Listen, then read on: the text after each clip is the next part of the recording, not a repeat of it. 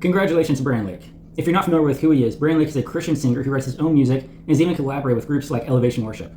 Brandon Lake's new song, Hard Fought Hallelujah, currently sits at #1 spot on the Hot Christian Songs Billboard for a second straight week.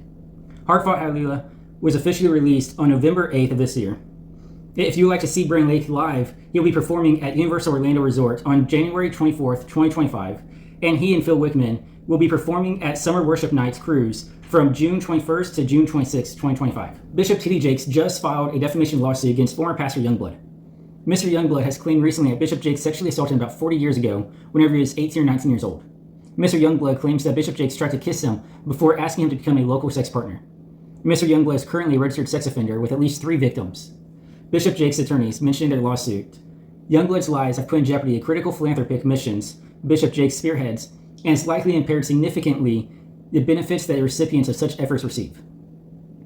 The lawsuit goes on to mention, the underlying story in this case depicts a carefully planned effort by a convicted criminal and those acting in concert with him to rewrite history in order to deflect blame and accountability for his own reprehensible and criminal conduct, and to publicly smear a renowned and immensely respected religious leader in a blatant and explicit attempt to extort him for millions of dollars. Bishop Jakes is a pastor of the Potter's House megachurch in Dallas, Texas. A case in Brazil started all the way back in 2009 is finally over. A complaint filed by a Brazilian citizen argued that the presence of religious symbols in public spaces caused him emotional distress. The federal public ministry supported the plaintiff by seeking the removal of all religious symbols from federal and state buildings, claiming that they violated the principle of non-discrimination and therefore compromised the religious freedom of Brazilian citizens.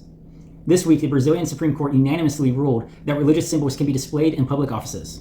Is there a new Virgin Mary? That is what one Florida couple would like you to believe. 29-year-old inmate Daisy Link is currently sitting in jail awaiting trial for second-degree murder after her boyfriend was fatally shot, where she met and fell in love with fellow 23-year-old inmate Joan DePaz, also in jail for murder, through jail's air vents. That is how they came up with the not-so-holy plan for a child. According to DePaz, the conversation went like this. I always really wanted to have a baby, and I'm not going to get to do that for a really long time. So if I had to choose somebody, it would be you. And she was like, yeah, we could do that. Realizing that their cells were connected by air vents, he started to send wrapped liquids to her through the air vents multiple times a day. Then she would take the liquids and insert them.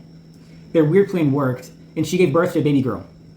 Miss Link has referred to the baby to a miracle and compared the situation to the Virgin Mary because there was no physical contact involved. Hey everybody, thanks for watching the video. If you made this far, I need you to do a few things for me and make sure that YouTube will start showing these to more people. Go ahead, hit the like button, comment down below what is your favorite story, share this with someone else that likes news or just likes knowing random things. And if you haven't already, go ahead and subscribe.